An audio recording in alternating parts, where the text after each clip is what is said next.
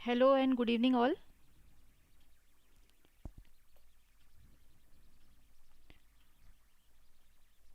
Most welcome to all of you. आशा है आप सभी जुड़ गए होंगे मेरे साथ और कई स्टूडेंट्स जुड़ने का प्रयास कर रहे होंगे।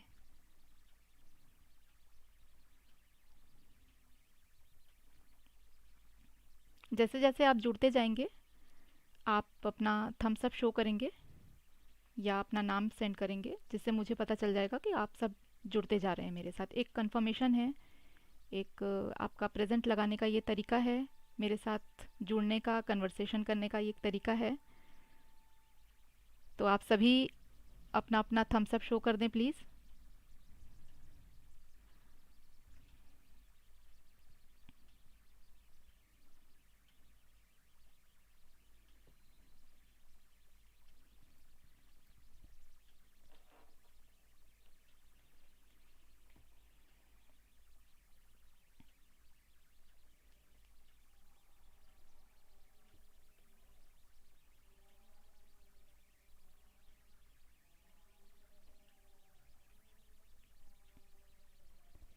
तो आप सभी को दशहरा की हार्दिक शुभकामनाएं।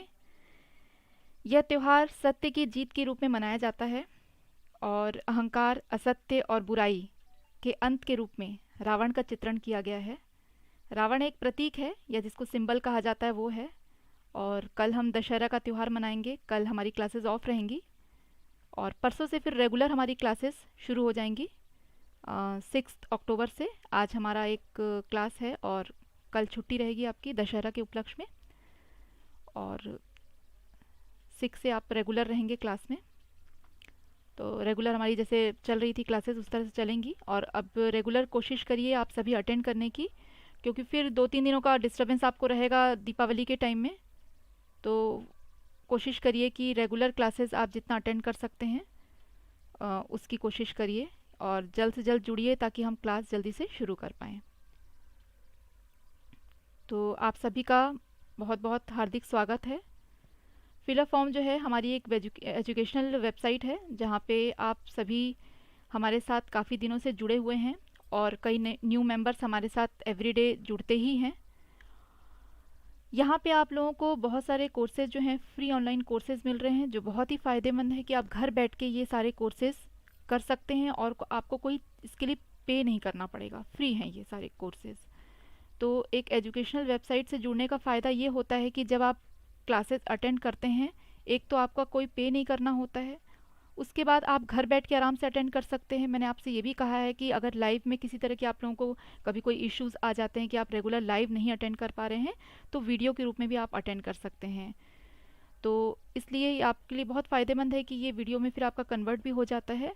जुड़ तो रहे हैं कई लोग लेकिन मुझे नाम नहीं आप लोग सेंड कर रहे हैं, प्रेजेंट नहीं शो कर रहे हैं। हाँ, रश्मि जी का आ गया। ओके, गुड इवनिंग रश्मि जी। तो देखिए कि हमारी जो क्लासेस हैं उसके बारे में हम थोड़ा देख लेते हैं कि हमारी सी टेट और एच टेट, तो जितने भी तरह के जो टेट के एग्ज़ाम होते हैं स्टेट वाइज, सभी तरह के टेट के लिए, शाहीन जी गुड इवनिंग, सभी तरह के टेट के लिए आप हमारे इस क्लासेस से रेगुलर जुड़ जाएंगे। तो ईवीएस की तैयारी मैं आप लोगों को करा रही हूँ। I am Sonali your EVS teacher और हमारा टाइमिंग है 6 to 7 PM और मंडे टू सैटरडे, ठीक है। सिर्फ संडे हमारा ऑफ रहता है। और जो हमारी टीम है ये एवरीडे आप लोगों के सामने बहुत अच्छे अच्छे कंटेंट लेकर के आ रही है। और इसमें सबसे पहले जो वर्षा मैम है वो मॉर्निंग से स्टार्ट करती हैं, सोशल स्टडीज़ की क्लासेस लेती हैं 9 AM पे। चंद्रशेखर सर जो हैं वो मैथ्स की क्लासेस लेते हैं 10 AM पे। सुखवंती मैम इंग्लिश की क्लासेस लेती हैं 1 PM पे। सीडीपी की क्लास रितु मैम लेती हैं 3 PM पे। और आरती मैडम हिंदी की क्लास लेती हैं 10 PM पे। और लालती जी गुड इवनिंग। और मैं सोनाली आप लोगों की ईवीएस टीचर 6 PM पे आप लोगों के सामने हाजिर हो जाती हूँ। और बहुत अच्छा लगता है अगर आप लोग रेगुलर अटेंड करते हैं। रेगुलर कुछ बच्चों के मैं नाम देखती हूँ तो मुझे भी अब याद हो गया है और कई लोगों को मिस भी करती हूँ कि वो क्यों नहीं आ रहे हैं। तो अभी मैं समझती हूँ कि थोड़ा सा फेस्टिवल का टाइम है तो कई लोग ये टाइम टाइम भी थोड़ा ऐसा है ना मेरा कि इवनिंग का टाइम है, लोग बाहर चले जाते हैं, इधर उधर निकलते हैं घूमने फिरने। आई कैन अंडरस्टैंड, बट फिर भी आप लोग कोशिश करिए कि अब तो बस ख़त्म होने वाले हैं त्यौहार, उसके बाद आप कंटिन्यू रहिए क्लासेस में। तो हमारी जो तैयारी है वो चल रही है, और सीटेट का जो 2022-23 का जो हमारा प्रिपरेशन है पेपर 1 एंड 2 के लिए, उसकी फ्री क्लासेस हैं। जल्द से जल्द जो ज्वाइन नहीं किए हैं कर लेंगे, और आपके अगर फ्रेंड्स या फैमिली मेम्बर्स में कोई ऐसा है जो क्लासेस ज्वाइन करना चाहता है तो उनको ज़रूर ज्वाइन कराएंगे।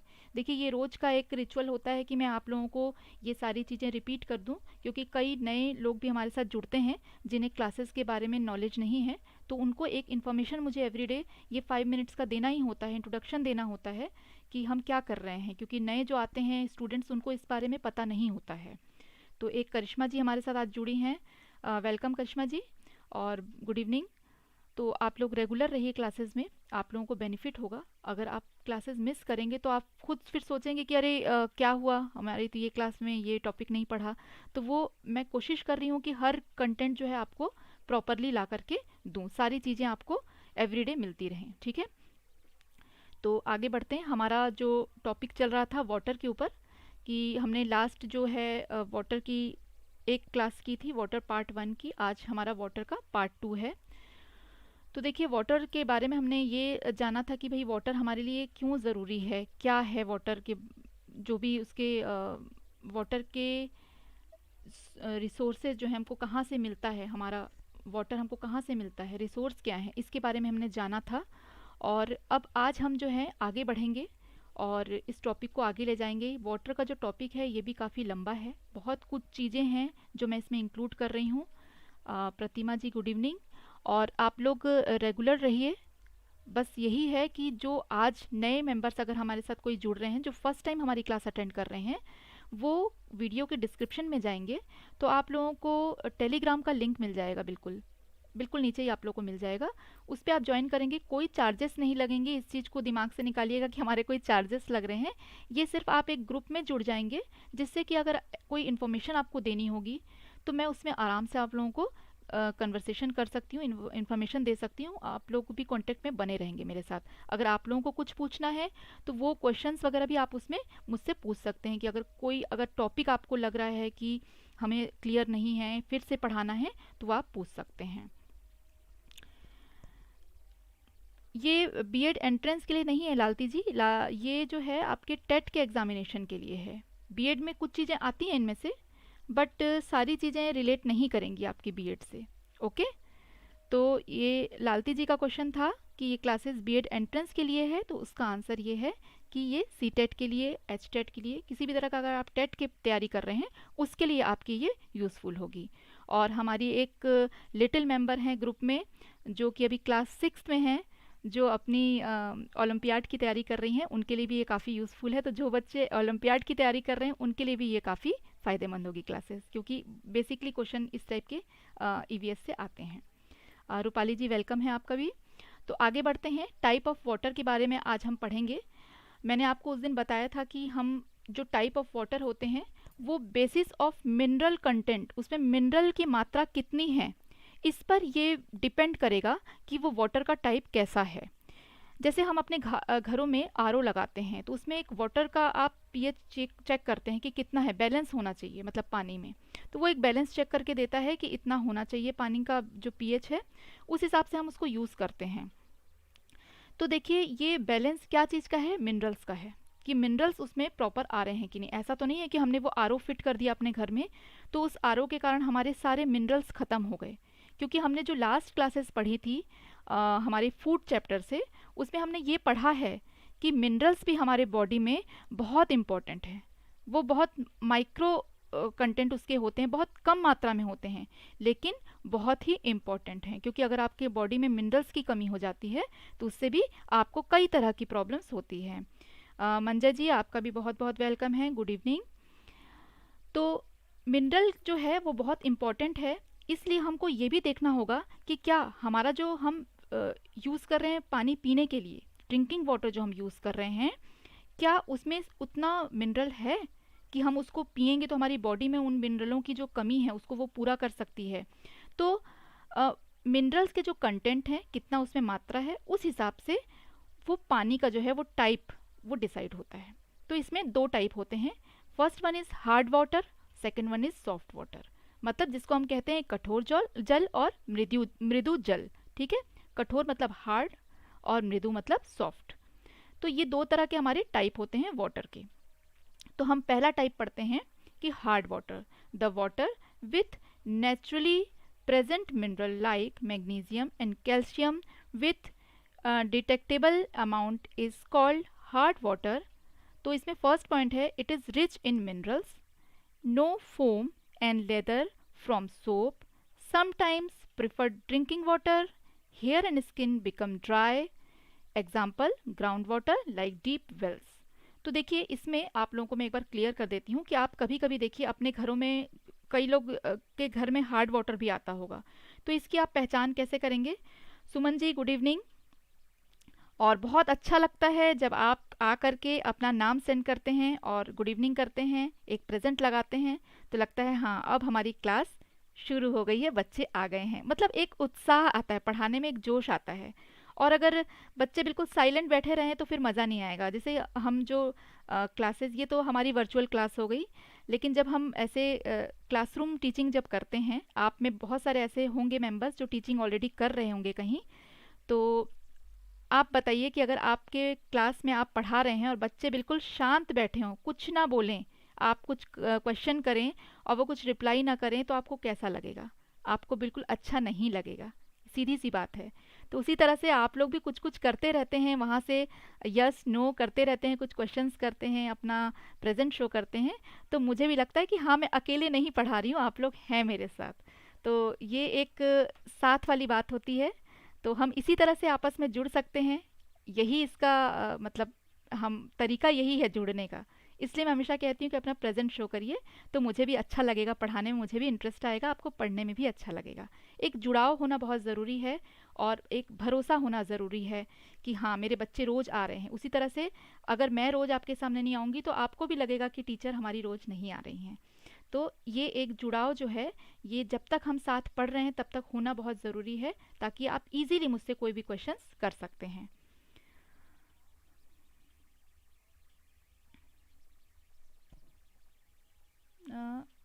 सबको कॉमन पढ़ाते हो, हाँ ये जो है फर्स्ट लेवल की है। एक्चुअली देखिए मैंने पहले भी बताया आप लोगों को, कंफ्यूज मत होइए, ईवीएस जो है सिर्फ फर्स्ट पेपर के लिए ही है, और सेकंड पेपर में जो आपका है वो साइंस आ जाता है, जिसमें कुछ ईवीएस का टर्म्स भी होगा और कुछ आपका बायोलॉजी का भी होगा, केमिस्ट्री भी होगा, आपका फिजिक्स भी होगा, एसएसटी भी उसमें आपका जुड़ जाएगा। तो आपको एसएसटी की क्लास भी अटेंड करनी है, मैंने आपको बताया था, ये सारा कुछ जुड़ के आपका एक सेक्शन पूरा बन जाएगा। क्योंकि अगर जो साइंस के स्टूडेंट्स हैं वो साइंस का ही पूरा करेंगे तैयारी, जिसमें ये सारी चीज़ें आएंगी, और मैथ्स का आपका अलग रहेगा, ठीक है। ईवीएस जो है प्रॉपरली आपका जो है फर्स्ट पेपर के लिए रहेगा, बट सेकेंड पेपर में इसके कुछ हिस्से जो हैं उसमें जुड़ जाएंगे। बाकी आपका मैंने आप लोग को बताया केमिस्ट्री फिजिक्स एंड बायो सारा कुछ ऐड हो जाएगा, ठीक है। तो ये थोड़ा सा आप लोग क्लियर रखिए, क्योंकि ईवीएस जो होती है वो ओनली क्लास 5th तक होती है। पीआरटी के लिए जो लोग फर्स्ट पेपर की तैयारी कर रहे हैं उसके लिए आप लोगों को यहाँ पूरा कंटेंट मिल जाएगा, ओके। तो अब आगे बढ़ते हैं। देखिए हार्ड वाटर जो होता है, कई लोग ऐसे जगहों पे रहते होंगे जो लोग जब कपड़े धोते हैं पानी में, तो वो लोग साबुन लगाते हैं, तो साबुन में देखिएगा कि झाग नहीं आता है, बहुत कम झाग आता है। और कई ऐसे होंगे जो कि कपड़े धोते हैं तो काफ़ी अच्छा झाग आता है। तो ये बहुत बड़ी पहचान होती है पानी की। अगर उस पानी में आप कोई कपड़े धो रहे हैं तो उसमें साबुन से आपका झाग नहीं बनेगा, बहुत कम झाग बनेगा। और आपके जो नल होंगे, टैप्स होंगे, बाल्टियाँ होंगी, उनमें एक वाइट लेयर सी जम जाएगी, वाइट वाइट सा उसमें एक कोटिंग सी जम जाएगी, वो आपको कुछ कुछ दिनों में साफ़ करना पड़ेगा। और जैसे आपका वॉशरूम है, उसके जो फ्लोर वगैरह होंगे, वो जो भी आपने पानी में रखा है चीज़, या आप कोई एक स्टील का बर्तन ले लीजिए और उसमें एक हफ्ते तक पानी को ऐसे ढक के रख दीजिए, तो वो पानी जो है उसमें कुछ लेयर्स जैसे जम जाएंगे, और वो जो स्टील का बर्तन है वो आपका बिल्कुल कलर उसका चेंज होके वाइट वाइट सा होने लगेगा, उसमें चिपकने लगेगा कुछ। तो ये सब क्या है, ये पानी जो है ये हार्ड वाटर शो करता है। और उससे जब आप नहाएंगे, अपने बालों को धोएंगे, अपनी स्किन को साफ करेंगे, तो आपको ड्राइनेस फील होगी। ये सबसे बड़ा आपका पहचान का तरीका है कि ये पानी जो है ये सॉफ्ट वाटर है या हार्ड वाटर है। तो जो लोग भी ऐसे जगहों पे रहते हैं जहाँ हार्ड वाटर है वो बहुत परेशान होते हैं, क्योंकि हार्ड वाटर के स्टेन्स बहुत पड़ते हैं। आप बर्तनों को धोइए, आप धो करके उसको पानी को आपको अच्छे से कपड़े से पोंछना होगा बर्तनों में, और फिर उसको आप रख सकते हैं। अगर आपने पानी छोड़ दिया बर्तन में तो वो एक वाइट लेयर सी बर्तनों में जम जाएगी। तो ये सबसे बड़ा इसका ड्रॉबैक यही होता है कि ये पानी जो है इसमें झाग नहीं आता है। क्यों? क्योंकि ये हार्ड होता है। किस लिए? क्योंकि इसमें मिनरल्स बहुत ज़्यादा होते हैं। तो देखिए, some time preferred drinking water, मतलब कभी कभी पसंदीदा पेयजल भी इसको कहा जाता है। इतना मतलब इसमें मिनरल का कंटेंट ज़्यादा होने के बावजूद इसको पेयजल के रूप में यूज़ किया जाता है क्योंकि इसमें मिनरल्स होते हैं। लेकिन अगर हम इसका रेगुलर यूज़ करने लगेंगे तो हमारे बॉडी में कई तरह का हार्म भी ये पैदा करेंगे क्योंकि मिनरल का कंटेंट ज़्यादा है इसमें। तो हमको कैसा चाहिए? बैलेंस चाहिए। इसलिए ऐसे एरिया में लोग क्या करते हैं? आरओ लगवाते हैं ताकि आरओ से वो मिनरल कंटेंट जो है वो बैलेंस होके हमको मिले और हमारे पीने का जो पानी रहे वो ऐसा रहे जिसमें कि हम एक बैलेंस्ड वाटर पी रहे हैं। क्योंकि हमारे देखिए, हर किसी को किसी भी काम को आप करेंगे जब तक बैलेंस में वो नहीं रहेगा तब तक अच्छा नहीं लगेगा। तो वो बैलेंस कैसे होगा? जब हम पानी भी अच्छा पिएंगे। जैसे बैलेंस्ड वाटर हम बैलेंस डाइट हम लेते हैं, उसी तरह से हमको जब पानी भी हम ले रहे हैं तो ये नहीं होना चाहिए कि उसमें या तो बिल्कुल मिनरल ही ना हो और ऐसा भी नहीं होना चाहिए कि उसमें मिनरल्स बहुत ज़्यादा हों। तो हमको वो वे देखना होगा, इसलिए हम पीएच चेक करवाते हैं उसका कि वो पानी का जो है मिनरल्स का जो लेवल है वो परफेक्ट है या नहीं है। ठीक है, तो ये हमने जाना कि हार्ड वाटर क्या होते हैं। तो मैंने इसको एक बार हिंदी में भी आप लोगों को मैं समझा देती हूँ कि खनिज सामग्री के आधार पर पानी के प्रकार। कठोर जल इसमें पहला है। प्राकृतिक रूप से मौजूद खनिजों जैसे मैग्नीशियम, कैल्शियम के साथ पता लगाने योग्य मात्रा वाले पानी को कठोर पानी कहा जाता है, मतलब इसमें वो मौजूद होते हैं। यह खनिजों से भरपूर होता है। साबुन से झाग नहीं बन पाते हैं। कभी कभी पसंदीदा पेयजल के रूप में भी इसको प्रयोग किया जाता है। बाल और त्वचा रूखी हो जाती है और इसके उदाहरण जो हैं भूजल या गहरे कुओं का जो जल होता है वो। मतलब आप गांव वगैरह कभी कभी जाएंगे ना तो गांव में भी कई जगहों में आपको इस तरह का पानी मिलेगा और ये अगर आप पियोगे ना तो आपको हैवी फील होगा काफ़ी, ये एक भारी भारी सा लगेगा आपको। तो इसको ग्लासेस में अगर पानी भर के आप रखोगे ज़मीन में ना तो एक भारी आवाज़ आएगी, इससे भी पता चलता है। तो ये पहचान का बहुत सारा आपको तरीका इसमें है जिससे कि आप पहचान पाएंगे कि ये हार्ड वाटर है। सेकेंड टाइप होता है आपका soft water. It is treated water, salty in taste, हल्का इसमें नमक का मात्रा हमको लगता है और कभी नहीं भी लगता है। ये हमेशा ज़रूरी नहीं कि इसमें हमेशा नमक का मात्रा आपको लगे, कभी कभी नहीं भी लगता है। It is left with only question. ये देखिए इसमें जो है इसमें सोडियम जो है इसमें होता है। ठीक है, मतलब अगर हम मिनरल देखें तो इसमें सिर्फ सोडियम होता है, इसलिए हल्का सा हमको नमकीन टेस्ट आता है। बाकी इसमें कोई भी मिनरल नहीं होता है, किसी भी तरह का इसमें मिनरल नहीं पाया जाता है क्योंकि ये ट्रीटेड होके आता है। आपने सुना होगा वाटर ट्रीटमेंट प्लांट, वहाँ पे पानी को ले जा करके कई तरह के ट्रीटमेंट किए जाते हैं। उस ट्रीटमेंट के बारे में भी आप लोगों को मैं आगे क्लासेस में बताऊंगी, जो कि एक पिक्चर के रूप में आपको शो होगा कि किस तरह से वाटर ट्रीटमेंट किया जाता है। इसके अलग अलग जगहों में अलग अलग तरह के प्लांट होते हैं और बहुत सारी मशीनरीज लगी होती हैं इसके लिए भी। तो वहाँ पे जो एकदम नदियों से पानी कई जगहों पे मिलता है, तो वहाँ का डायरेक्ट नदी का पानी लोग नहीं पी सकते हैं वो, क्योंकि कई बार क्लीन नहीं होता है उतना पानी। तो उसको क्या किया जाता है, पाइप के थ्रू वाटर ट्रीटमेंट प्लांट में ट्रीट किया जाता है। उसके बाद उनको टैंक्स में भिजवा करके कॉलोनीज़ में लोगों तक पहुंचाया जाता है। तो ये ज़्यादातर जो हम नल में यूज़ करते हैं, जहाँ जहाँ पे भी कॉलोनीज़ होगी, डायरेक्ट नल पे आपका पानी आ रहा है वाटर ट्रीटमेंट प्लांट से, तो वहाँ आपको ये सॉफ्ट वाटर मिलेगा। तो सॉफ्ट वाटर की पहचान जस्ट उसकी अपोजिट हो जाती है, जो हमने देखा था उसका जस्ट अपोजिट ये हो जाता है कि इसमें जो है कंटेंट में जो इसमें रहेंगे वेरी फ्यू एलिमेंट्स, बहुत ही कम इसमें मात्रा होगी किसकी, जो हमारी मिनरल्स की मात्रा है, बहुत कम तत्व होते हैं इसमें। सोप इजीली इफेक्टिव होता है, साबुन अगर आप लगाते हैं तो बहुत अच्छा झाग निकलता है, ये पहचान का तरीका है। कंटेंट्स सोडियम आयन, इसमें क्या होता है, सोडियम आयन होता है बहुत, ये भी जो है कम मात्रा में ही होता है, ऐसा नहीं कि बहुत ज़्यादा होता है। और some time not preferred drinking water, कई बार ये होता है ऐसा, कभी कभी इस तरह का भी हम देखते हैं कि इसको प्रिफर नहीं किया जाता है कि आप पानी के रूप में इसको, मतलब पीने के पानी के रूप में इसको यूज़ करो, क्योंकि इसमें मिनरल्स पूरे ख़त्म हो चुके होते हैं। तो ये पानी बहुत सी जगह लेकिन पिया जा रहा है, जिसके कारण लोगों में आजकल बहुत तरह के मिनरल्स की कमी होती जा रही है। ये बहुत बड़ा रीज़न है, क्योंकि लोग बहुत तरह का ट्रीटमेंट कराते हैं और उस तरह के वाटर को वो डायरेक्ट यूज़ करते हैं, जिसके कारण क्या हो जाता है, उनके बॉडी में मिनरल्स की कमी होती है। इसलिए वो जो मिनरल की कमी है उसको दूर करने के लिए एक तरीका हमारे पास और होता है कि हम कुछ फूड में ऐसे कंटेंट यूज़ करें जिससे कि हमारा वो जो मिनरल की कमी है वो दूर हो जाए। जैसे हम कहते हैं कि ज़मीन के नीचे जो उगने वाले जो जैसे कि आलू हो गया, आपका मूली हो गई, गाजर हो गई, अदरक हो गया, अदरक जैसे बहुत ज़्यादा जिंक होता है उसमें, तो ये जो चीज़ें हैं, इसको लहसुन, ये सब चीज़ें खाने से क्या होता है, हमारे जो बॉडी में मिनरल्स की जो कमी हो रही है वो पूरी हो जाती है। ठीक है, तो ये आपको करना है। Hair and skin become soft, इससे क्या होता है कि अगर आप हेयर वॉश करते हैं, स्किन को आप मतलब आप नहाते हैं, तो आपको स्किन कैसी लगेगी, सॉफ्टनेस आपको फील होगा। जो आपको हार्ड वाटर में फील नहीं हो रहा था वो इसमें आपको फील होगा, अच्छी रहेगी आपकी स्किन, हेयर्स अच्छे रहेंगे।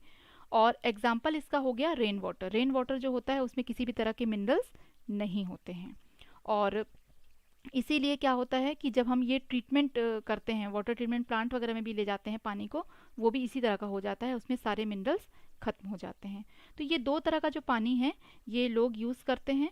और देखिए, रेन वाटर जो होता है अगर हम डायरेक्ट उसको रखते हैं तो वो ख़राब नहीं होता है, लेकिन जो ट्रीटमेंट होकर के आता है वाटर ट्रीटमेंट प्लांट से, वो अगर आप काफ़ी समय तक रख देंगे तो वो उसमें कीड़े वगैरह हो जाते हैं, लेकिन रेन वाटर में आपका नहीं होगा। ये अंतर होता है ट्रीटमेंट किया हुआ वाटर में और रेन वाटर में।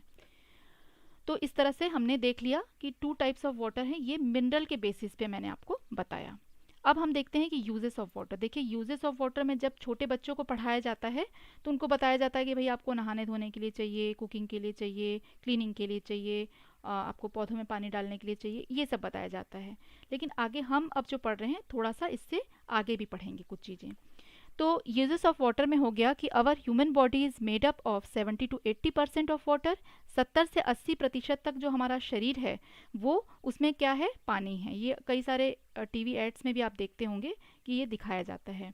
Water is the main constituent of our cell. देखिए, हमारे जो सेल्स होती हैं बॉडी में, उनको टिश्यूज़ को, जो ब्लड टिश्यूज़ होते हैं वो, तो इसमें क्या होता है, बहुत इम्पॉर्टेंट रोल ये प्ले करता है। तो टिश्यूज़, ब्लड के जो टिश्यूज़ होते हैं, and it plays very important role in metabolic activity of the body. हमारी जो भी गतिविधियाँ होती हैं, मेटाबॉलिक जो भी हम वर्क करते हैं, वर्कआउट करते हैं, उसमें पानी भी होना बहुत ही ज़रूरी है। हम लास्ट कुछ क्लासेस में इस बारे में, जो फूड वाला हमारा क्लास था उसमें हम ये चीज़ें पढ़ चुके हैं कि बॉडी में वाटर का क्या इंपॉर्टेंस है, क्या क्या चीज़ों में, बॉडी में किस किस काम में वाटर की हमें ज़रूरत पड़ती है। Water is consumed by the plant and during process of photosynthesis. इसके बारे में भी हमने प्लांट वाले सेक्शन में पढ़ा था कि प्लांट का जो फोटोसिंथेसिस का जो प्रोसेस होता है उसमें sunlight, water and air is most important. इस किसी भी एक की अगर कमी हो जाएगी तो वहाँ फोटोसिंथेसिस का प्रोसेस नहीं होगा, रुक जाएगा। Plant breaks water to provide oxygen. Water helps in transportation of nutrient and minerals in plants, helps in maintaining the normal shape of plant cell and promote its growth. इसके growth में ये promote करता है, मतलब उसको मदद करता है। Water is used nearly in all industries in some form of other, जैसे कि टेक्सटाइल, पेपर, केमिकल, ठीक है, pharmaceutical and food processing industries. तो इसके बारे में आगे हम पढ़ेंगे। थोड़ा मैं हिंदी में आप लोगों को एक बार बता देती हूँ कि पानी का जो उपयोग है हमारे मानव शरीर में 70 से 80% तक पानी ही से ही बना हुआ है। पानी हमारी कोशिका, ऊतक, रक्त का मुख्य घटक है। जो हमारी सेल्स हैं उसका मेन ये घटक है, और यह शरीर की चयापचय गतिविधियों में भी महत्वपूर्ण भूमिका निभाता है। पौधे द्वारा पानी की खपत की जाती है। प्रकाश संश्लेषण की प्रक्रिया के दौरान पौधे ऑक्सीजन प्रदान करने के लिए पानी को तोड़ते हैं। H2O है हमारा पानी का, जो हम लिखते हैं साइन H2O, मतलब हाइड्रोजन भी इसमें है और ऑक्सीजन भी है, तो इसको वो टुकड़ों में बांट देता है। पानी पौधे में पोषक तत्वों और खनिजों के परिवहन में मदद करता है। पौधे की कोशिका के सामान्य आकार को बनाए रखने में मदद करता है और इसके विकास को बढ़ावा देता है, मतलब उसकी पौधे की वो ग्रोथ करता है। जल का उपयोग लगभग सभी उद्योगों में किसी न किसी रूप में किया ही जाता है। देखिए उदाहरण के लिए कपड़ा, कागज, रसायन, दवा, खाद्य प्रसंस्करण उद्योग आदि। देखिए कपड़े का जो आपने व्यवसाय देखा होगा, कभी उद्योग आपने अगर कोई नज़दीक से किसी ने देखा होगा तो वहाँ पे देखिए डाई होता है, कपड़ों पे रंगाई होती है जिसको कि डाई कहा जाता है, डाई करना। उसमें आप देखेंगे कि बॉयल वाटर किया जाता है, उस पर कलर मिक्स किया जाता है, उनमें कपड़ों को भिगोया जाता है, डाला जाता है और उसमें कलरिंग की जाती है। और उसके बाद जब आप कलर में डुबो रहे हैं तो आपको पानी चाहिए बहुत ज़्यादा मात्रा में, उसमें वो कलर मिक्स करते हैं, फिर कपड़ों को डुबोते हैं, उसके बाद वो कपड़ों को निकालते हैं और फिर उसको दोबारा से क्या करते हैं, कपड़े को साफ़ किया जाता है ताकि जो उसमें से एक्सेस कलर है वो निकल जाए। नहीं तो अगर डायरेक्ट उसको वैसे ही बेचेंगे तो हमेशा कलर उसमें से बहता रहेगा। तो वो क्या करते हैं, डाई करने के बाद उसको प्रोसेस करते हैं। उसको कई जगह प्रोसेसिंग नॉर्मल वाटर से धोने की होती है, कई जगह होता है कि उसको बॉईल किया जाता है, कपड़े को अच्छे से गर्म पानी में उसको खौलाया जाता है ताकि उसका एक्सेस जो भी कलर है वो निकल जाए और रंग पक्का रहे। तो इन सब कामों के लिए बहुत ज़्यादा मात्रा में पानी चाहिए होता है। और आप समझ सकते हैं कि जब इतने ज़्यादा मात्रा में पानी का यूज़ किया जाता है तो वो पानी जो है वो कलर और केमिकल ये सारा कुछ उसमें डलता है, जिसके कारण वो पानी कैसा हो गया, ख़राब हो गया। और ये इंडस्ट्रीज़ का जो पानी है वो निकल के कहाँ जाता है, सारा या तो ज़मीन के अंदर सोख लिया जाता है या इनको नदियों में छोड़ दिया जाता है। और इसका जो हम देख सकते हैं जो कुप्रभाव है, इस सब हर कोई जानता है कि क्या हालत हो रही है आज देश की। तो कागज़ उद्योग में भी इसी तरह है। आप किसी भी तरह का फार्मास्यूटिकल देख लीजिए, रसायन, किसी भी तरह का आप दवाई का प्रोसेस देखिए, सब जगह पानी का यूज़ हो ही रहा है और पानी में केमिकल मिक्स हो ही रहा है, जिसके कारण से क्या हो गया है, ये सारा केमिकल वाला वाटर जो है हमारे जो सोर्स ऑफ वाटर है उसमें मिक्सअप होता जा रहा है। ये जो चीज़ें हैं इनसे क्या होता है कि हमारा जो एनवायरनमेंट है वो बहुत ही ज़्यादा नुकसान में है, बहुत ही उसको नुकसान हो रहा है। पहले पहले आप अपने जो जिनके भी दादा दादी आज जिंदा हैं उनसे आप पूछिएगा कि पहले पहले पौधों को लगाने में इतनी मशक्क़त नहीं करनी पड़ती थी, इतने दवाइयों का यूज़ नहीं करना पड़ता था। आजकल तो ये कंडीशन है कि हम पौधे लगाते हैं तो उसको इतनी मेहनत करनी पड़ती है और कई सारे फर्टिलाइज़र उसमें ज़रूरी होते हैं डालने, तब जाके वो ग्रोथ करता है। क्योंकि जो उसके बीज हैं जिनको हम लगा रहे हैं वो भी प्रोसेस्ड मिलने लगे हैं। मिट्टी ऑलरेडी पूरे क्या हो चुकी है, केमिकल में मिक्स हो चुकी है। तो वो मिट्टी और केमिकल सब ऐसा हाल कर चुके हैं, मिट्टी ख़राब हो चुकी है, तो वो मिट्टी में भी अब उपज होना मुश्किल हो जा रहा है। तो ये सारी चीज़ें क्या है, हमारी पानी को और मिट्टी दोनों को ख़राब कर रही है। हवा को तो ख़राब करती है, आप लोगों को पता ही है, एयर पोल्यूशन। तो केमिकल जो है वो इन कुछ सालों में, मुझे याद है कि जब मैं बहुत छोटी थी तब की जो मतलब पेड़ पौधों की हेल्थ, क्योंकि मैं काफ़ी गार्डनिंग में रही हूँ, हमेशा मुझे पसंद है, तो जो हम गार्डनिंग करते थे बहुत इजीली हमारा पेड़ पौधे लगते थे, फल वाले भी और फूल वाले भी। लेकिन अब हमें काफ़ी मेहनत करनी पड़ती है। बहुत सारी चीज़ों को मैं देखती हूँ कि काफ़ी चेंज आ गया है इन चीज़ों में। मतलब करीब करीब 20 सालों 25 सालों के अंदर मैंने देखा कि काफ़ी ज़्यादा चेंज आ गया है। क्योंकि हमारा जो एटमॉस्फेयर है, हमारा एनवायरनमेंट है, उसमें हवा, पानी और मिट्टी तीनों में ही बहुत ज़्यादा केमिकल आ चुका है, जिसके कारण अब वो बात नहीं रही जो पहले थी। काफ़ी मेहनत करनी पड़ती है पौधों को लगाने में, उनको देखभाल करने में। और पहले इतना नहीं था, हम डाल वगैरह कटिंग करके लगाते थे तो बहुत आराम से ग्रोथ होता था। अब काफ़ी मेहनत करनी पड़ती है। तो ये सब रीज़न है, ये केमिकल का ही एक हमारा तरह से देखा जाए तो ये कुप्रभाव ही है। तो पानी जो है, इन सभी इंडस्ट्रीज़ में अगर पानी ना आए, आप पावर प्लांट ले लीजिए, पावर प्लांट में अगर पावर का सप्लाई कर रहे हैं तो टरबाइंस लगे होते हैं, बड़े बड़े मशीन लगे होते हैं, उनमें पानी का यूज़ ज़रूरी है। बिना पानी के वहाँ पे पावर जो जनरेट हो रहा है वो पावर जनरेट भी नहीं हो पाएगा, क्योंकि पानी से ही पावर जनरेशन हो रहा है वहाँ पे। हाइड्रो इलेक्ट्रिसिटी जो बनती है तो उसके लिए बड़े बड़े टरबाइंस लगाए जाते हैं। तो वो जो पावर इंडस्ट्रीज़ होती है वहाँ पे भी पानी का बहुत इंपॉर्टेंस होता है। इसी तरह से ऐसे बहुत सारे जो हमारी इंडस्ट्रीज़ है वो वाटर के बिना मुश्किल से चलेगी। आप कोल्ड ड्रिंक इतना लोग पीते हैं, जूस वाले आप देख लीजिए, सब में पानी की ज़रूरत है। तो पानी की अगर हम ज़रूरत देखें तो कहाँ नहीं है, हर जगह ही है। तो उस पानी के लिए हम यूज़ तो करते जा रहे हैं, लेकिन उसको काफ़ी हद तक हम क्या कर रहे हैं और ख़राब भी कर रहे हैं। आगे हम देखते हैं कि और क्या क्या यूजेस हैं। देखिए ये आप देख सकते हैं, एक प्लांट मैंने यहाँ पे दिखाया हुआ है कि पानी का है। तो water plays an important role in agriculture. आप देखेंगे कि एग्रीकल्चर में, मतलब खेती बाड़ी में, आप देखेंगे कि यहाँ पे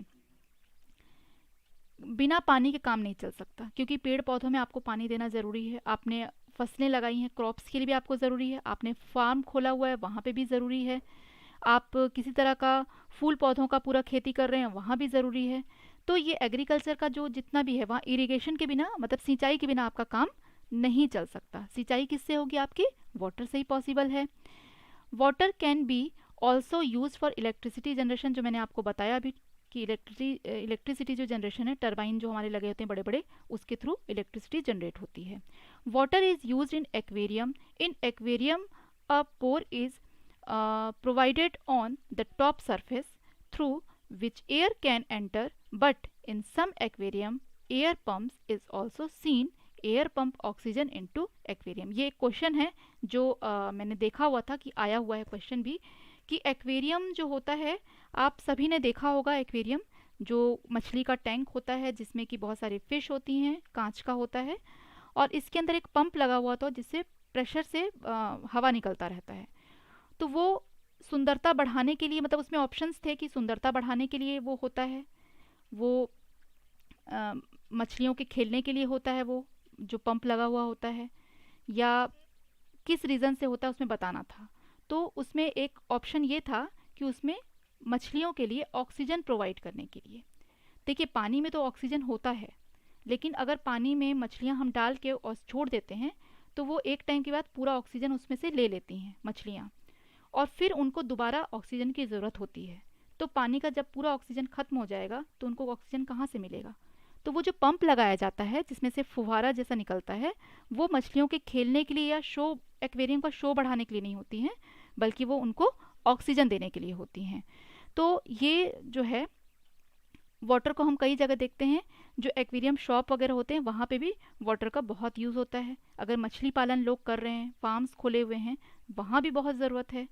water is considered very scared and sacred and it has great importance in traditional and religious custom। जो हमारे बहुत सारे धार्मिक जो महत्व है उसके लिए भी हम क्या करते हैं, पानी पे डिपेंड होते हैं।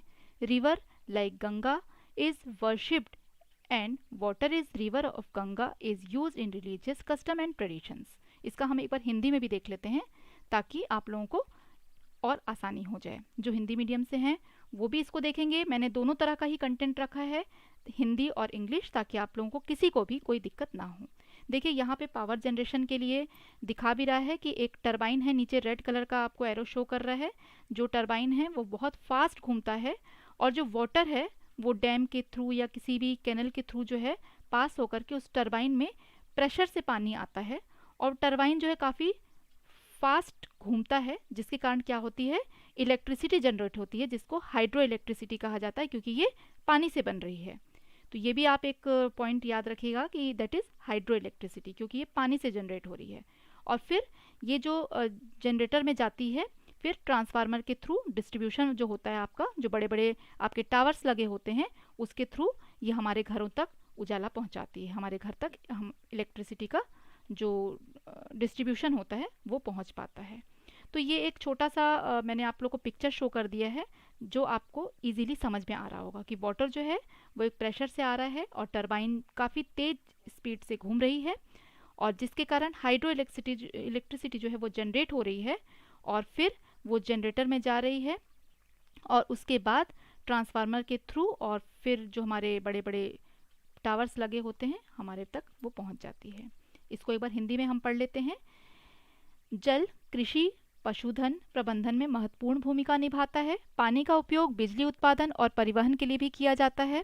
एक्वेरियम में पानी का उपयोग किया जाता है। एक्वेरियम में ऊपरी सतह तक एक छिद्र प्रदान किया जाता है जिसके माध्यम से हवा प्रवेश कर सकती है, लेकिन कुछ एक्वेरियम में वायु पंप भी दिखाई देते हैं। वायु एक्वेरियम में ऑक्सीजन पंप करती है। मैंने आप लोग को बता दिया। जल को बहुत पवित्र माना जाता है, और पारंपरिक और धार्मिक रीति रिवाजों में इसका बहुत महत्व है। जैसे गंगा नदी की पूजा की जाती है और गंगा नदी के पानी का उपयोग धार्मिक रीति रिवाजों और परंपराओं में किया जाता है। तो देखिए, हम परंपरा के नाम पे नदी का जो है वो बरसों से जो है वो नदी के बिना हम डिपेंड है नदी पे, कि हमको बहुत सारे धार्मिक ऐसे रीति रिवाज हैं जो नदियों में जा कर के करने होते हैं। अब आप सोच के देखिए कि नदियों के ऊपर भी हम कितना ज़्यादा प्रेशर दे दे रहे हैं। हम उसमें पूजा के जो फूल होते हैं वो वहाँ विसर्जित कर देते हैं। हम अभी देखिए ये जो पूजा वगैरह चल रही है इनमें जो मूर्तियों का विसर्जन है उसमें करते हैं। उसके बाद कई गंदे नालियों का जो पानी है उनको नदियों के साथ जोड़ दिया जाता है। जो घरों से निकलने वाले गंदे पानी होते हैं उनको जोड़ देते हैं।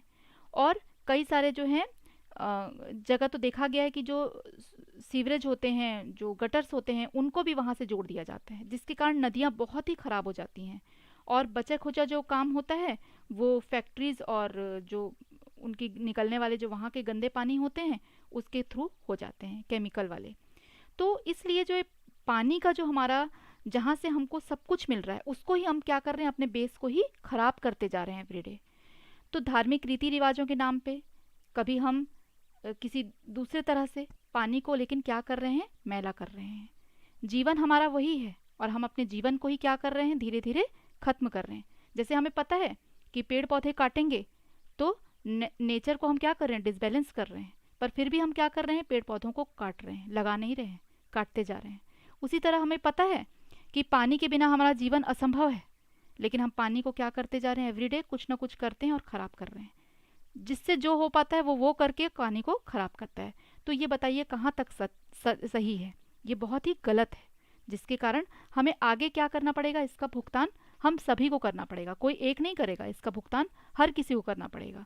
जब मैं बहुत छोटी थी तो मुझे याद आता है कि मुझे लगता था कि सब बोलते थे कि पानी खरीद के पीना पड़ेगा एक दिन, ऐसे सब कहते थे कि जो पानी की हालत है उस समय भी ये बातें होती थी कि पानी तो हमें खरीद के पीना पड़ेगा। और सचमुच अब पानी खरीद के हमको पीना पड़ता है।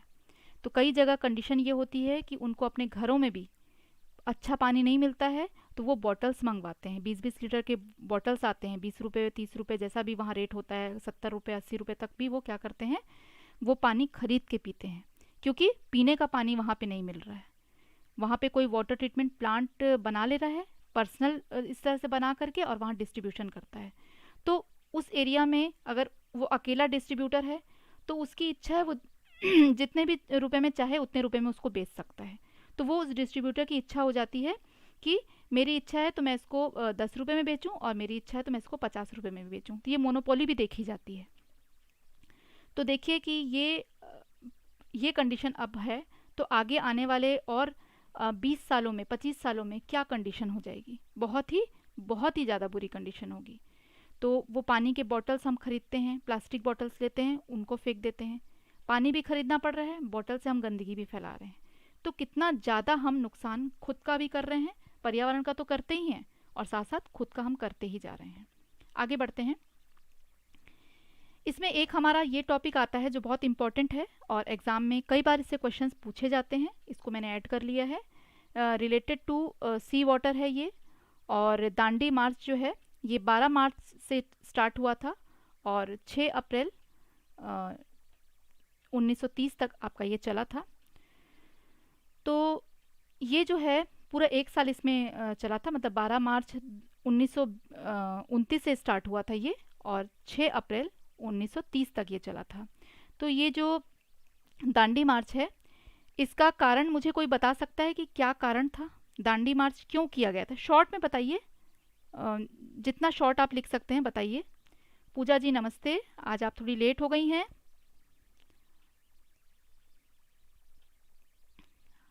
तो दांडी मार्च जो है ये क्यों किया गया था, ये आज मैं आप लोगों से क्वेश्चन कर रही हूँ, आप लोगों को आंसर करना है। What is the reason of Dandi march? जिन्हें भी पता है शॉर्ट में जितना आप लिख सकते हैं लिख करके मुझे इसमें बताइए।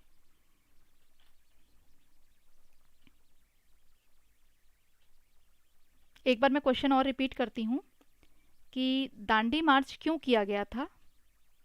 गांधी जी ने तो किया था, बट क्यों किया था ये?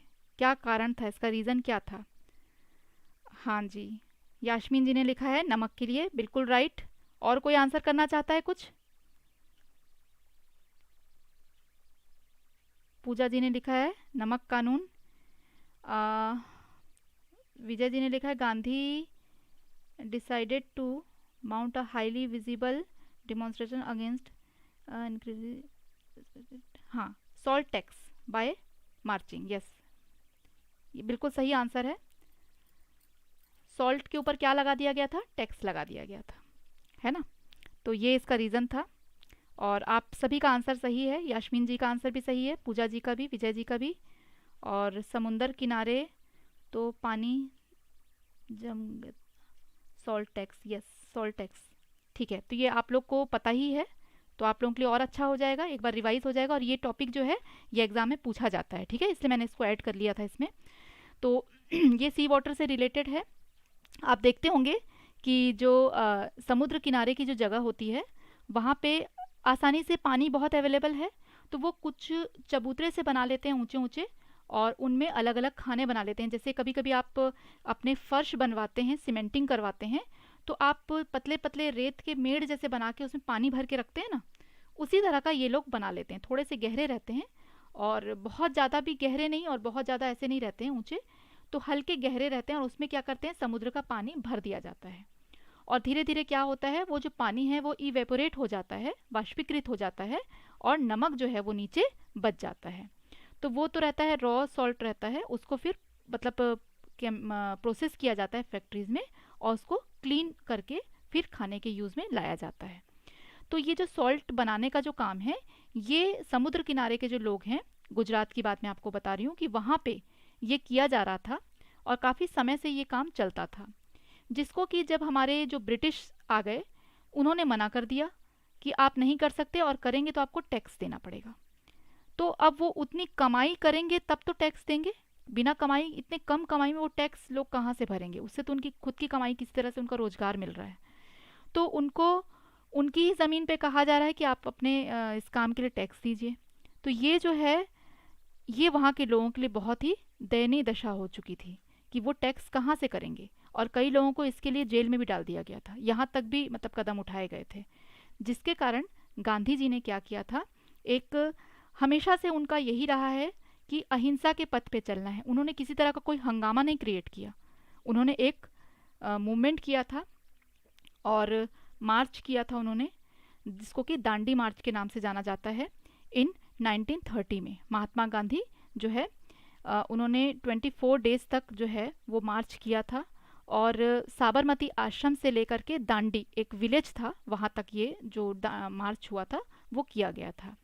तो उन्होंने अरेबियन सी में जो वहाँ पे जो गवर्नर जो थे, उन्होंने मतलब उन्होंने एक अनफेयर टैक्स लगाया था। ये एक अच्छा मतलब नहीं माना जाएगा, इससे लोगों को क्या हो रहा था, नुकसान हो रहा था।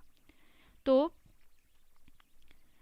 इस कारण से उन्होंने इसके लिए मार्च स्टार्ट किया था। The sea water is collected in shallow beds, मैंने आप लोग को जैसे बताया थोड़ा सा उथले रहते हैं, बहुत ज़्यादा डीप नहीं रहते हैं, और डग्स बना दिए जाते हैं, ऐसे खंड खंड जैसे बनाते हैं सैंड के। और water is allowed to dry in sun, मतलब वो सन के सामने क्या होते हैं वहीं पे सूखते हैं। And after the water ड्राइज salt remained on the ground, वो क्या होता है, सॉल्ट जो है नीचे बच जाता है। During movement for independence Gandhi ji went on Dandi march to make a salt at the sea coast.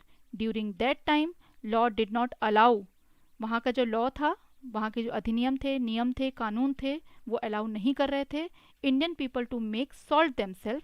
And law also put heavy taxation on salt, उन्होंने क्या किया था, वहाँ के जो लॉ एंड ऑर्डर थे, वहाँ के जो कानून का जो नियम थे, उस हिसाब से उनको बहुत ज़्यादा सॉल्ट के लिए टैक्स पे करना पड़ रहा था लोगों को। In order to protest against, उसके लिए उन्होंने क्या किया, विरोध किया, प्रोटेस्ट किया लॉ के against. Gandhi ji went on Dandi march in year 1930, year भी पूछा जाएगा आपसे, तो 1930 आपको याद रखना है। किस चीज़ के लिए किया गया था, तो सॉल्ट पे हैवी टैक्स लगाया गया था जो कि अनफेयर था। ठीक है, इसके आगे हम देखते हैं, थोड़ा सा हिंदी में भी है और कुछ चीज़ें मैंने और ऐड की हैं, वो भी आप लोगों को बता देती हूँ। तो देखिए समुद्र के पानी से नमक कैसे बनता है, तो ये 1931 लिखा है बट 1930 होगा ये। दांडी मार्च को आप 31 गलत लिखा हुआ है, 30 होगा ये। समुद्र के पानी से नमक कैसे बनता है? समुद्र के पानी को रेत में खोदी गई उथली क्यारियों में एकत्रित किया जाता है, पानी को धूप में सूखने दिया जाता है और पानी के बाद सूखे नमक ज़मीन पर जो रह जाते हैं उनको फिर लोग यूज़ करते हैं। आज़ादी के आंदोलन के दौरान गांधी जी समुद्र तट पर नमक बनाने के लिए दांडी मार्च पर गए थे। मतलब वहाँ पे जो प्रॉब्लम हो रही थी उन लोगों को, उन्होंने देखा कि उस दौरान जो है कानून ने भारतीय लोगों को खुद नमक बनाने की अनुमति नहीं दी और कानून ने नमक पर भारी कर लगाया, टैक्स लगाया। इस कानून का विरोध करने के लिए गांधी जी वर्ष 1930 में दांडी मार्च पर गए। तो यहाँ पे जो एक ब्रिटिश जो थे जिन्होंने फिर बाद में एग्री किया, तो एक इनका आता है द गांधी और इरविन पैक्ट करके, जो ये इनका आपको पिक्चर दिख रहा होगा। इन्होंने फिर बाद में बोला कि ठीक है, अलाउ किया, ये अग्री हुए उस चीज़ के लिए कि रिलीज़ कर दिया कि अब आप लोग को मतलब कोई टैक्स नहीं लगेगा। जब इन्होंने मार्च किया और रिक्वेस्ट वहाँ पे डाली, इस चीज़ के लिए कहा, एक विरोध प्रदर्शन किया, नॉट रिक्वेस्ट, ये एक विरोध था, उन्होंने प्रोटेस्ट किया था इस चीज़ के लिए कि आप नमक पे टैक्स नहीं ले सकते हैं। और ये प्रोटेस्ट भी इस तरह से किया गया था कि बिल्कुल शांति से। तो लॉर्ड इरविन जो है वो अग्री हो गए थे इस चीज़ के लिए। रिलीज़ ऑल जो पॉलिटिकल प्रिजनर्स थे उनको परमिट किया कि आप जो है अब फ्रीली, क्योंकि कई लोगों को उन्होंने क्या कर लिया था, बंदी बना लिया था। प्रिजनर्स मतलब बंदी, उन कई लोगों को बंदी बना के रखा गया था, उनको फिर छोड़ दिया गया और उनको बोला कि ठीक है आप बना सकते हैं। और टैक्स को भी क्या कर दिया, वहाँ से हटा दिया, अब आपको टैक्स नहीं देना पड़ेगा। तो ये था उनका एक बहुत महत्वपूर्ण काम जिसके लिए हमेशा नाम लिया जाता है। दांडी यात्रा आपने सुना होगा और ये एग्ज़ाम में आप लोगों के आने के चांसेस हैं, तो आप इसको ज़रूर देखिएगा। आगे हमारा जो नेक्स्ट है पॉइंट वो है डेड सी के बारे में। तो डेड सी जो है कई लोगों ने सुना होगा इसके बारे में। कितने लोगों ने सुना है डेड सी के बारे में, और क्या सुना है वो बताइए। वैसे तो आ गया है, यहाँ आप देख भी सकते हैं, बट फिर भी आपने क्या सुना है डेड सी के बारे में? स्पेशल है, इससे भी क्वेश्चंस आते हैं, इसलिए मैंने इसको ऐड किया है इसमें।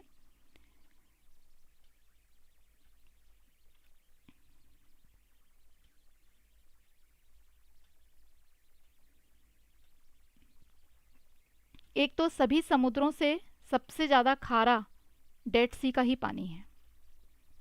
और लास्ट क्लास में मैंने आप लोग को ये भी बताया था कि एक ग्लास में अगर आप बहुत ज़्यादा पानी लेकर के उसमें नमक की मात्रा ज़्यादा मिला दें, वो पानी जो है उसमें अगर आप एक नींबू डालते हैं तो वो नींबू डूबेगा नहीं। बस सेम कंडीशन यहाँ पे है कि यहाँ पे कोई डूबता नहीं है। जिसको तैरना नहीं भी आता है वो भी अगर उस पर ऐसे लेटे हुए रहेगा तो वो ऊपर तैरता रहेगा।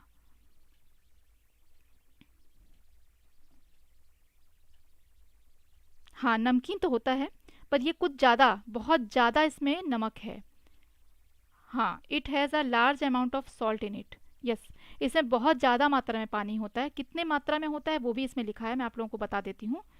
कि जैसे नॉर्मल हम जो समुद्र में जाते हैं सचमुच उसमें भी बहुत नमक होता है, लेकिन उन सब में सबसे ज़्यादा खारा जो है वो डेड सी का पानी है। तो all ocean and sea have salty water. सभी हम जानते हैं कि समुद्र में और महासमुद्र जो होते हैं, महासागर होते हैं, उनमें जो पानी है वो सॉल्टी होता है। The saltiest of all is the Dead Sea. सबसे ज़्यादा जहाँ पे नमक है, सबसे ज़्यादा खारा पानी है, वो है डेड सी में। और करीब करीब अगर हम यहाँ 1 लीटर पानी लेते हैं और 1 लीटर में 300 ग्राम तक इसमें नमक मौजूद होता है। आप सोच सकते हैं कि कितना ज़्यादा होगा। तो अप्रॉक्सीमेटली कितना हो गया, 300 grams of salt are present in 1 litre of water. Even if a person who does not know how to swim will not drown in this sea. जिसको भी तैरना नहीं आता वो इस पर डूबेगा नहीं कभी भी।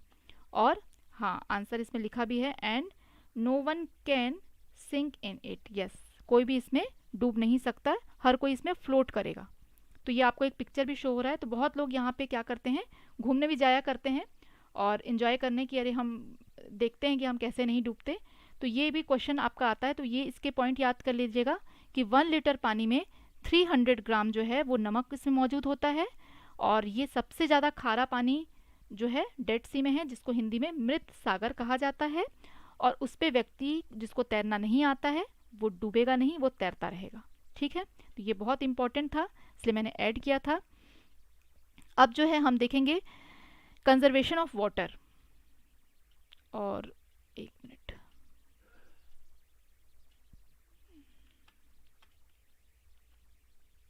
तो हम पढ़ेंगे कंजर्वेशन ऑफ वाटर।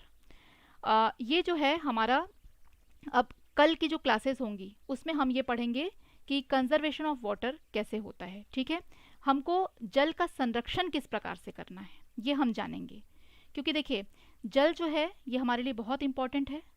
हमने अभी तक क्या देखा कि जल को हमने क्या किया है, बहुत तरीके से यूज़ भी किया है और उसको बर्बाद भी किया है, ख़राब भी किया है। केमिकल मिला दिया, कभी नल को खुला छोड़ दिया, बहता हुआ छोड़ दिया, तो ऐसे बहुत सारी गलतियां हम एवरीडे करते हैं।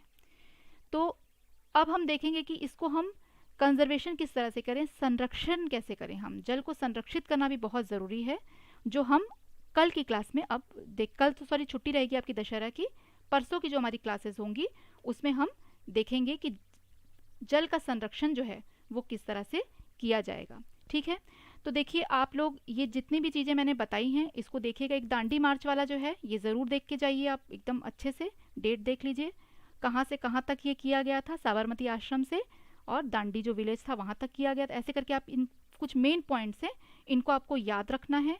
और जो डेड सी है उसके बारे में मैंने आपको बता दिया, जो मेन पॉइंट्स हैं। ऐसे पॉइंट्स जो हैं इसको क्या करते हैं वो लोग मल्टीपल चॉइस क्वेश्चन करके डाल देते हैं, तो ये आपको अच्छे से तैयारी कर लेनी है। और कल हम देखेंगे कि हमें जल को संरक्षित किस तरह से रखना है, और फिर कल हम मिलते हैं। तो जिनको भी क्लासेस अच्छी लग रही हैं वो एक लाइक ज़रूर करके जाएंगे, तो हमारा हौसला थोड़ा और बुलंद हो जाएगा। अच्छा भी लगता है कि हाँ हमको लाइक्स मिल रहे हैं, हमको बच्चे पसंद कर रहे हैं। और आप लोगों को अगर लग रहा है कि कोई चीज़ समझ नहीं आ रही है तो उसको ज़रूर क्लास में पूछिए। और किसी टॉपिक पे अगर आपको लग रहा है कि वीडियो बनाई जानी चाहिए, अभी तो वैसे हमारे टॉपिक्स ख़त्म नहीं हुए हैं, बट फिर भी आपको कोई लगता है टॉपिक तो आप ज़रूर इसमें उसको सेंड करिए कि इस टॉपिक पे आप बनाइए, तो मैं उसको भी नोट डाउन करती रहूँगी। आगे जो वीडियोज़ आएंगी उसमें हम उन टॉपिक्स को ऐड करते जाएंगे। ठीक है, अगर आपको किसी भी टॉपिक में कोई भी दिक्कत है तो वो ज़रूर बताइए। तो अब हम परसों मिलते हैं, कल आप लोगों की छुट्टी रहेगी और परसों बिल्कुल टाइम पे आप सभी आ जाएंगे। और आज के लिए हमारी क्लास जो है यहीं ख़त्म होती है। बाय बाय ऑल, और परसों हम फिर मिलते हैं। ठीक है, तो जिनको भी क्लासेस अच्छी लगती है वो भाई लाइक ज़रूर कर